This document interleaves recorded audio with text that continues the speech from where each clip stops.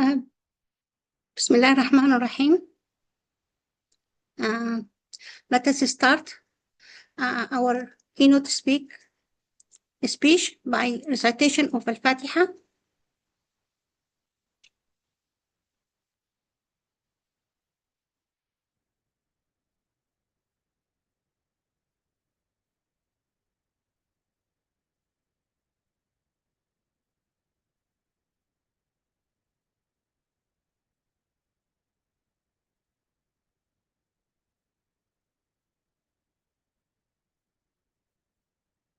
Okay.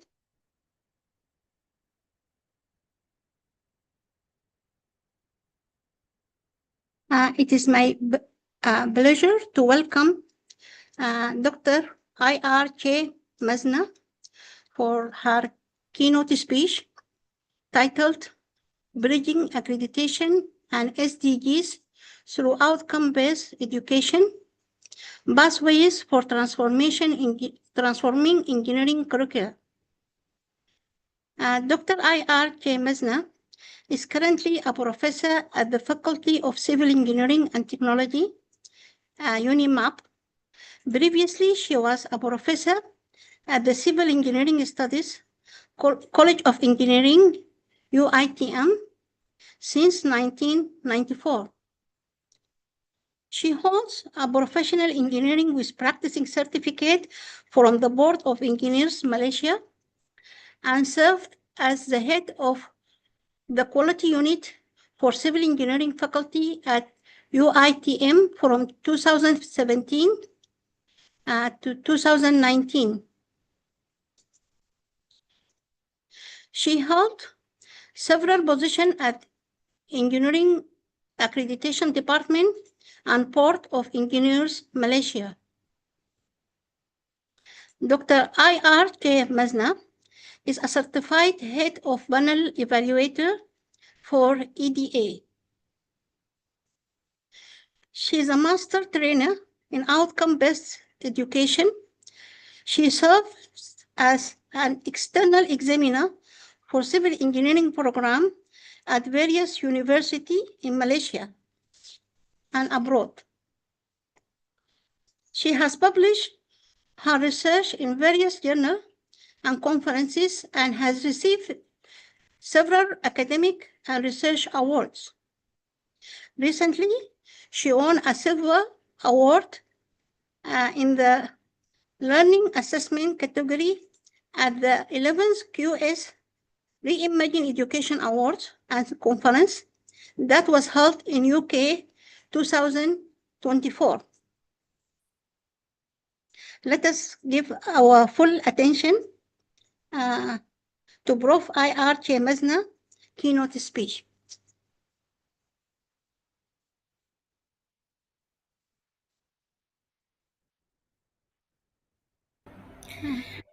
Good afternoon, distinguished colleagues, esteemed organizers, and fellow participants of the ICE PEE 2025.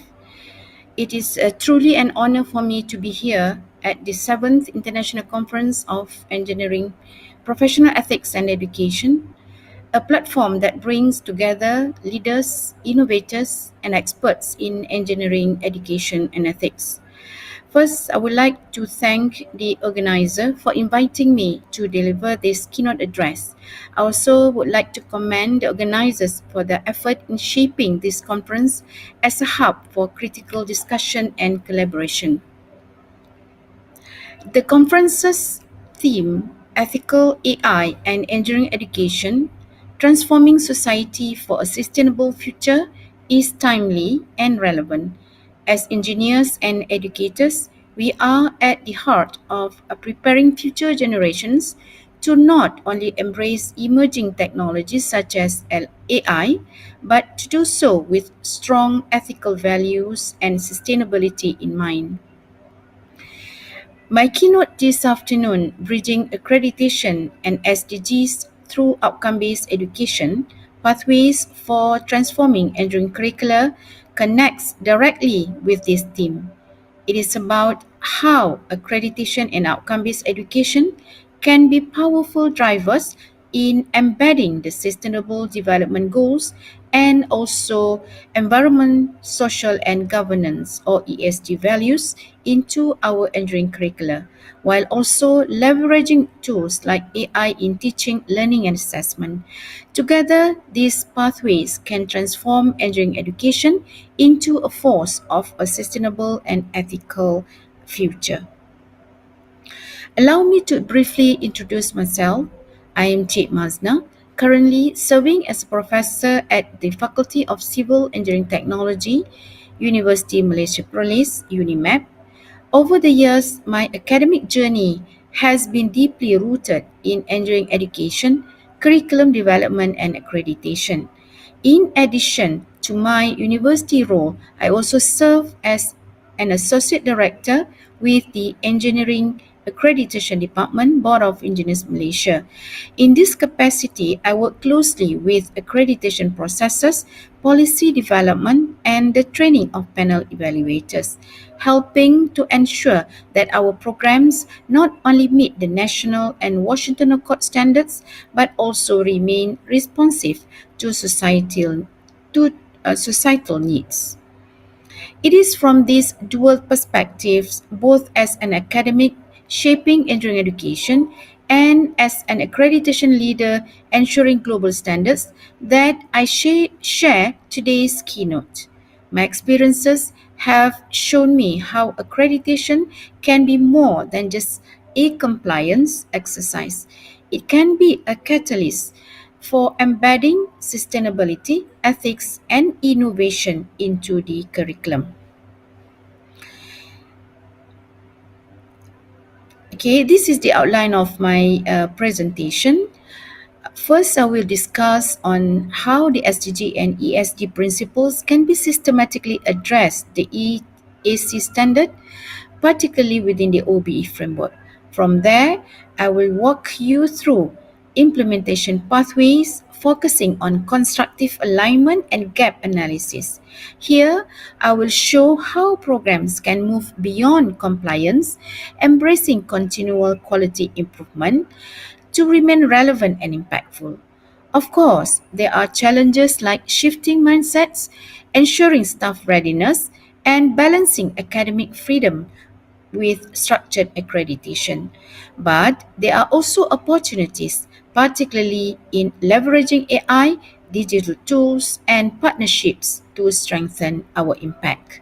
And finally, I will close with key takeaways and reflections on how accreditation can evolve from being a quality assurance exercise to a true catalyst for transforming engineering curricula. Let's begin by looking at the bigger picture. Around us, we see the convergence of global sustainability challenges and also rapid disruption brought by the fourth industrial revolution. These forces together are reshaping industries, societies, and of course, engineering education itself. This means that our approach to engineering education and accreditation cannot stay the same. We need to be more transformative, more responsive, and more forward looking. The new launched Engineering Accreditation Standard 2024 by the Board of Engineers Malaysia is a strategic step in this direction. It is more than a checklist, it's a framework that embeds sustainable development goals and environment, social, and governance values into the very fabric of our programs. So, now why ESG? ESG is a framework widely adopted in the corporate and policy world.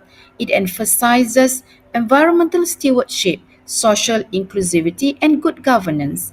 These are no longer optional extras. They are critical value that modern engineers must live by if they are to serve the society responsibly.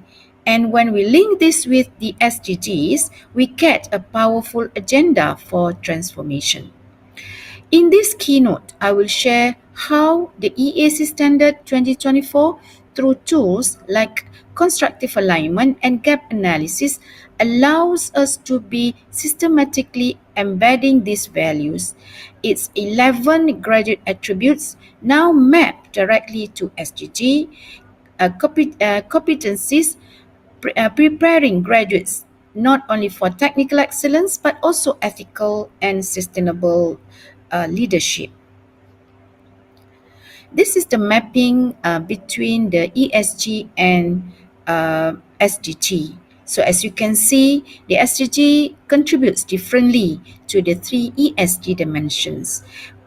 So for example, the environment, which is in green, the goals highlighted such as clean water and sanitation, which is SDG 6, climate action, which is SDG 13, life below water, SDG 14, are heavily environmental. This reminds us that engineering solutions must always consider environmental sustainability. Here we see the 11 program outcomes under the new EAC Standard 2024.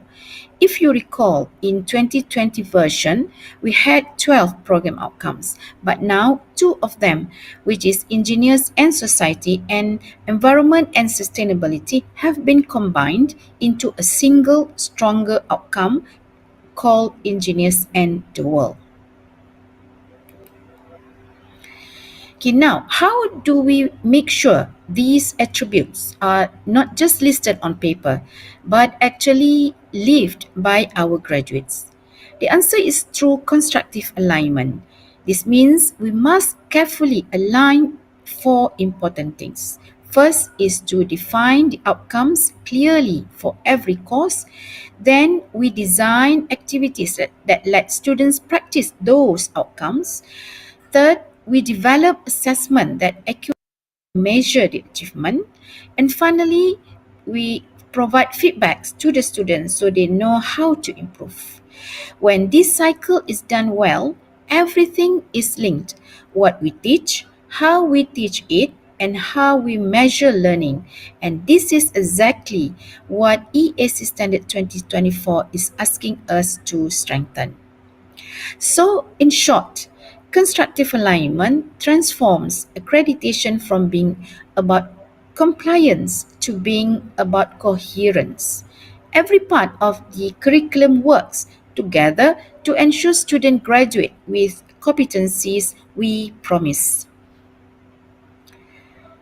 When we talk about gap analysis under the EAC Standard 2024, it is not just about spotting what's missing. It's about ensuring that every graduate attribute can be linked directly to the SDG and the ESG pillars, and then embedded into the curriculum in a more meaningful ways. So for example, we have PO3, which is design and development of solution. It aligns strongly with the SDGs like clean water and sanitation and climate change under the environmental pillar. In this practice, it means that embedding sustainable design principle, life cycle analysis, and climate action projects into our course. Let's take another example. For PO6, which is looking at the societal impacts of engineering, the mapping leads us to social SDGs such as reducing inequalities or promoting sustainable communities. So in the classroom, this could be implemented through Sulam projects where students work directly with communities, building teamwork and inclusivity. One of the strongest arguments for embedding SDGs and ESG pillars into our curricula is actually graduate employability. The industries our graduates will enter are increasingly prioritizing sustainability and ethical governance, and this is shaping the roles and skills that are in demand.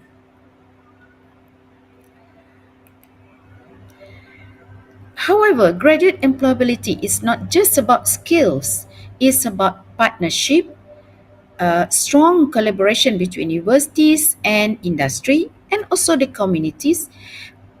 this bridge, this sustainability, and not just theoretical.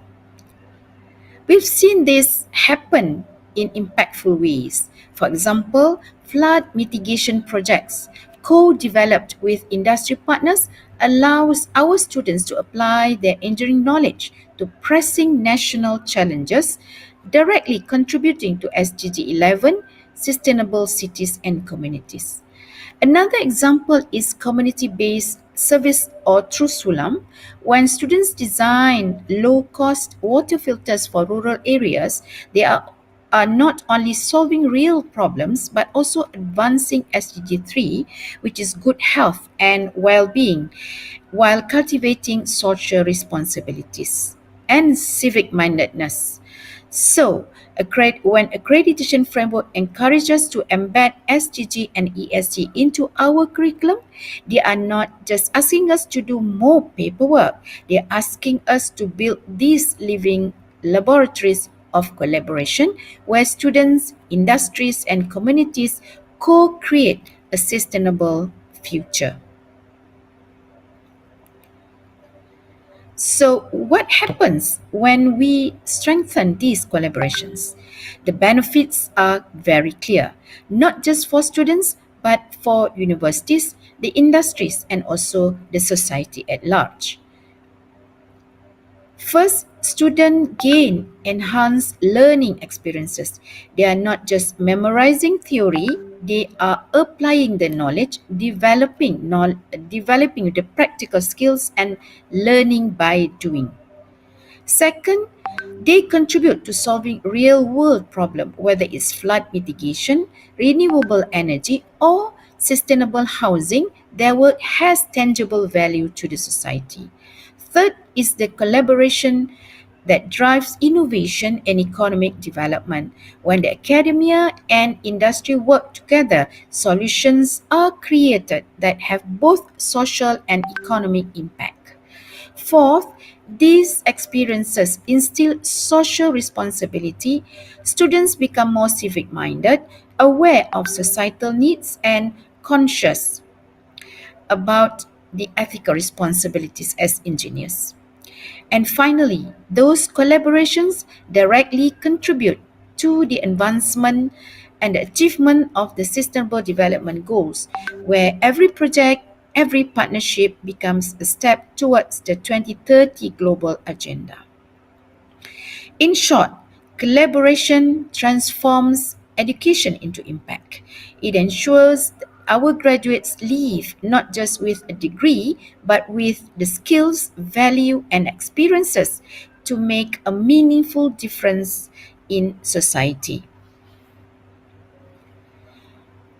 So now we have looked at how ESG and SDGs improve employability and how collaboration creates impact. But we must also ask, how do these efforts connect to the bigger picture? For example, Malaysia's national development and also the goals as the global sustainability agenda. So, first, our work aligns directly with the national strategies, for example, the 12th Malaysian Plan and, of course, the new 13th Malaysian Plan. So, these plans prioritize sustainability, digital transformation, and also inclusive growth.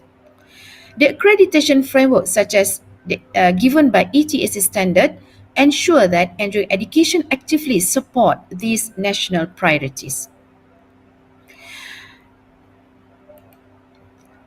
So up to now, we have seen how ESG and SDG aligns with the accreditation and employability. But embedding this principle is not just about adding new contents here and there. It requires a systemic transformation from traditional engineering education to ESG and SDG integrated education. Excuse me. Okay. For example, the enduring accreditation standard highlights three important elements for transformation. First is the constructive alignment. ensuring that our curriculum design, delivery, and assessments are all aligned with the ESG and SDG values. Then we have sustainability integration, embedding sustainability not as an afterthought, but as a core element across all courses and throughout the curriculum. Next important element is the continual quality improvement, treating which we should treat this as an evolving process where we keep refining, measuring, and improving. Let's look at what this means practically when we reform and map our curriculum. When we talk about curriculum reform and mapping, we are essentially asking how do we ensure that our programs remain relevant, future ready, and aligned with the EAC standard, the SDG, and also the ESG values. This process begins with a systematic gap analysis. By reviewing our existing course outcomes and program outcomes, we can identify where elements of sustainability, ethics, or governance may be underrepresented. For example, many engineering curricula still place limited emphasis on environmental governance or interdisciplinary perspective, and this is exactly where improvement is needed. But reform cannot stop at filling gaps. It must go deeper by embedding interdisciplinary and transdisciplinary content. Courses like engineering economics, environmental policy, and sustainable development can expose students to broader socio-technical systems, cultivating system thinking and equipping them to address real-world complexity. This is about preparing engineers who understand not only the technical but also the social, ethical, and environmental dimension of their work. Another pathway is actually by introducing new courses or modules. For instance, green engineering, ESG practices, or global sustainability electives that can strengthen students' specialized skill and ethical awareness. These courses provide practical knowledge that connects directly with evolving needs of industry and society. Finally, reform requires integrating grand challenges and SDG themes across the curriculum. This means embedding sustainability topics both horizontally and across different disciplines, and also vertically throughout the 4 years of study. For example, we have smart cities, issues like smart cities, poverty alleviation, or water security that can be introduced in early foundational courses, then revisited in more advanced courses. This repeated exposure helps students to internalize the principles, deepening their understanding over time. So, curriculum reform and mapping is not just about administrative exercise, it is a transformative journey. It ensures that our graduates are not only competent engineers but also ethically grounded, globally responsible, and ready to contribute to sustainable futures. Now, if you look at how teaching and learning strategies must evolve under the standard, the key alignment with the SDG. This is not just about changing the content, but also how we teach. We are moving from teacher-centered to learner-centered method. That means encouraging students to think critically, to apply their knowledge to real-world problems, to consider ethics, to develop social responsibility. Then, when we design the learning this way, our classroom become platforms where students are not only learning engineering but also prepared to be global change makers. In Malaysia, one of the most powerful vehicles for this transformation is Sulam, Under Sulam, students connect academic coursework with real community projects. For example, our engineering students have designed low-cost water filters for rural communities, conducted air and noise quality assessment in villages, and even developed sustainable agriculture initiatives. These projects don't just check a box for SDG compliance, they build civic mindedness, empathy, and also lifelong skills. Most importantly, that engineering is about impact, not just technical solutions. Of course, for students to fully engage with these real world challenges, we must choose the right teaching approaches. Project based learning encourages students to create tangible solutions. Think wastewater treatment systems that integrate technical design and SDG 6.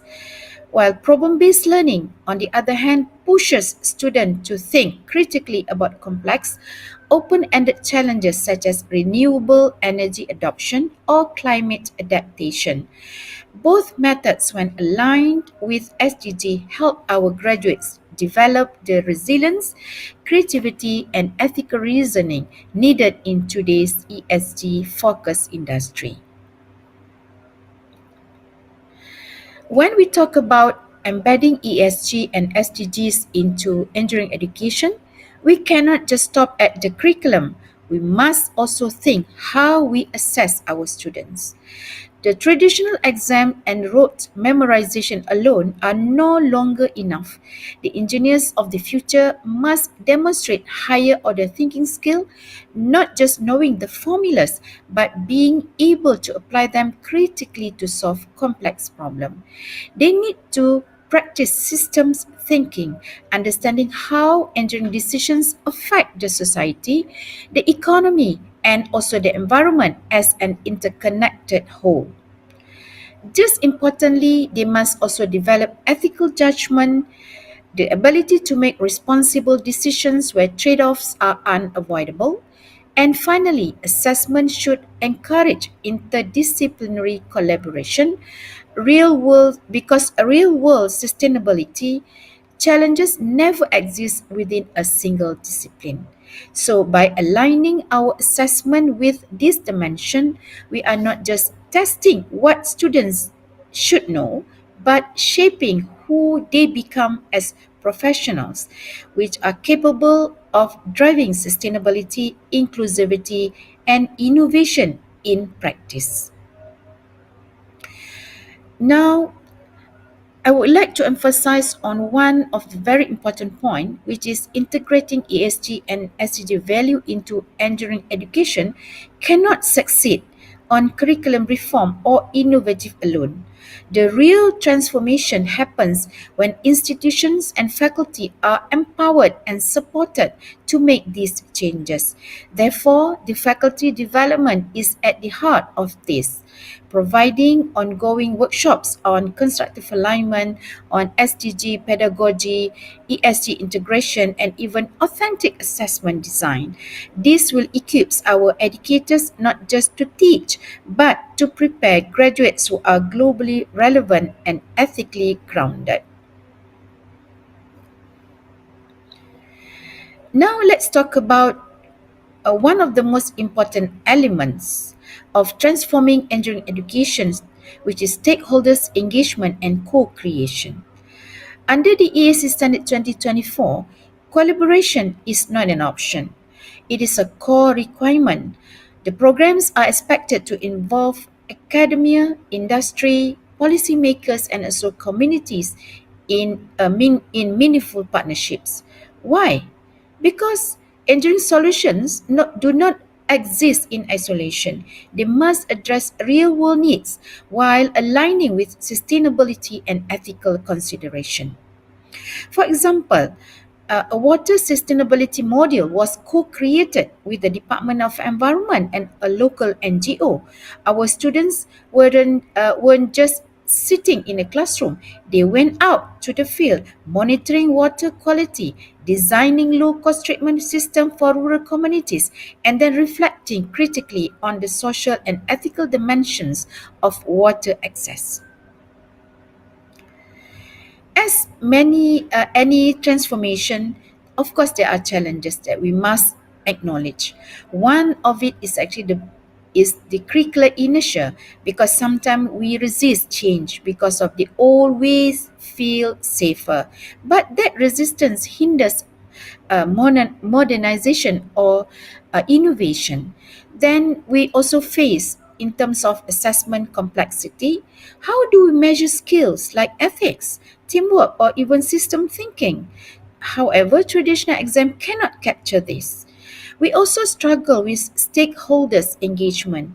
Without strong collaboration with industry and community, our program risks losing relevance. And finally, our data systems are often underutilized. Without meaningful insights, it becomes hard to guide improvements or make evidence-based decisions. These challenges form the roots, and unless we address them, our tree of engineering education cannot go strong. But here it is the exciting part. Challenges also come with opportunities. So the EAC standard itself is a driver of a systemic change. It compels us to engage stakeholders, emphasize student learning outcome, and embrace continuous improvement. Okay, ladies and gentlemen, as we come to the end of this keynote, let me emphasize one key message. Accreditation must no longer be viewed as a compliance exercise but as a catalyst for transformation. The conversion of the new ESC standard, the Sustainable Development Goals, and the Environment's social and governance agenda presents us with a powerful opportunity to redefine engineering education in Malaysia and beyond. By leveraging OBE as our foundation, we now have a coherent framework to embed sustainability, ethics, and social impact across curriculum, teaching, and assessment. Through constructive alignment, our program educational objectives, program outcomes, and course outcomes work together to shape our graduates who are not just technically competent but also globally and ethically grounded. To end my presentation, I would like to highlight that engineering education is no longer just about building structures, it is about building a sustainable future. By aligning OBE, SDGs, and ESG pillars, we are shaping engineers who are ethical leaders, resilient innovators, and responsible global citizens. Thank you once again to the organizers of ICEPEE 2025 and to all of you for being part of this important presentation. Together, let us transform engineering education into a force, sustainability, ethics, and social impact. Yeah. Thank you. Thank you very much, Dr. IR Mizna, for the informative keynote. Okay, there I can see there are many questions in the YouTube. However, Murov can answer the question through the YouTube, right? So we are going to direct the question to the YouTube.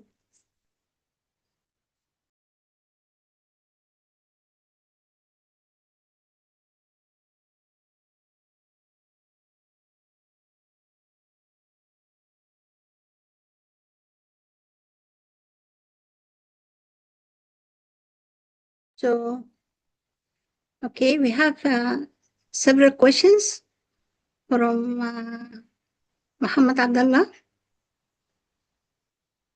So the first question, what role does collaboration play in achieving sustainable development goals?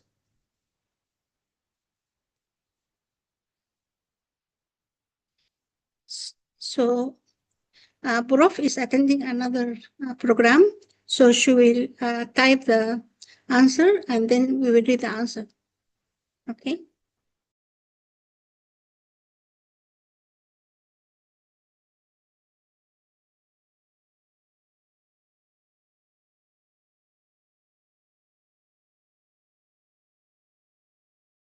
Okay. The answers. Okay. Okay. Another question also. What challenges do universities face when implementing curriculum reforms related to sustainability and social governance? This is the second question. Okay, the third question, what new skills will students gain from the SDG integrated curriculum? Okay, so we already sent these questions to the prof and she will answer. You can check the answer through the YouTube later. She might take time to respond to the questions. So please, Brother Muhammad Abdullah, you can check the YouTube to see the answers from the prof. Okay. Any other question? Do you have question in the YouTube, doctors? Okay, so all questions are sent to the prof and she will reply inshallah shortly. Please do check the YouTube for the reply. Thank you very much. And now we come to close this keynote session and we will go for session number 7. Okay. Assalamu alaikum. Okay.